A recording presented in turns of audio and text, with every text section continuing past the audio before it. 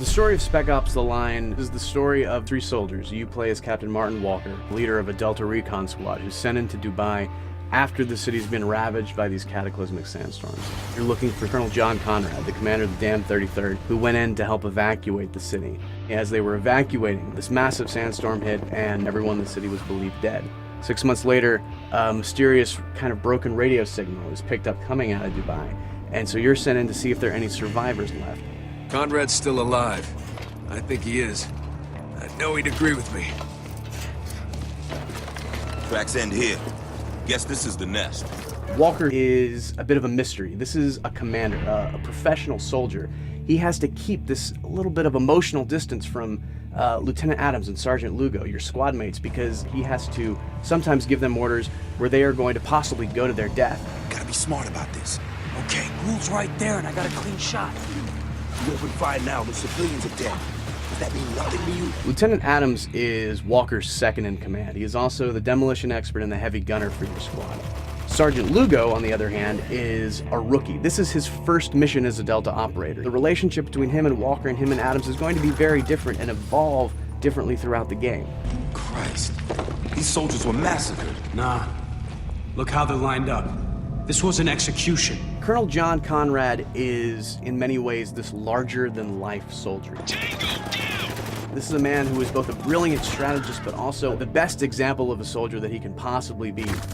Cover me! I'm reloading! The characters in Spec Ops are not static. These are not going to be the same people that you meet at the beginning of the game by the time you reach the end of the game. Begin.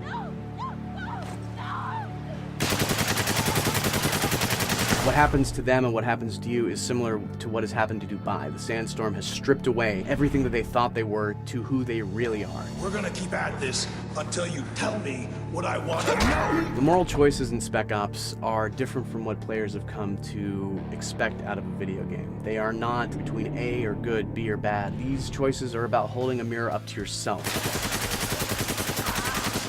Fuck, I'm taking the shot. Wait for your orders, Sergeant.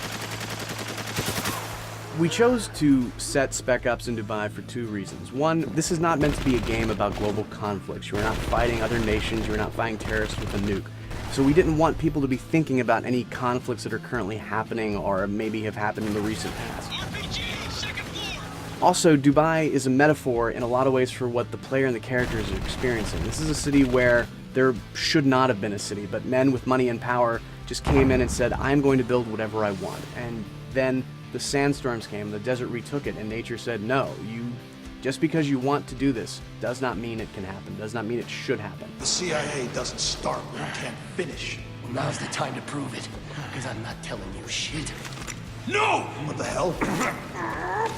The inspiration that we had was not necessarily to recreate a character from a movie or a book that necessarily people liked, but instead to create real characters that felt like they were actual people, soldiers that were with you on this journey and not just tools that you were giving orders to and commanding around a battlefield.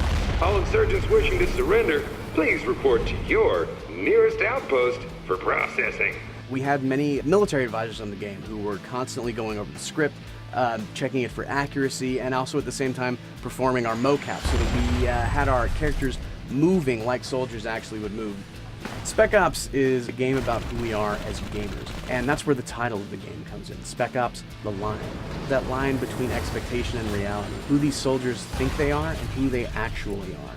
Who we as gamers think we are when we choose a game, and ultimately who we actually are as we play that game.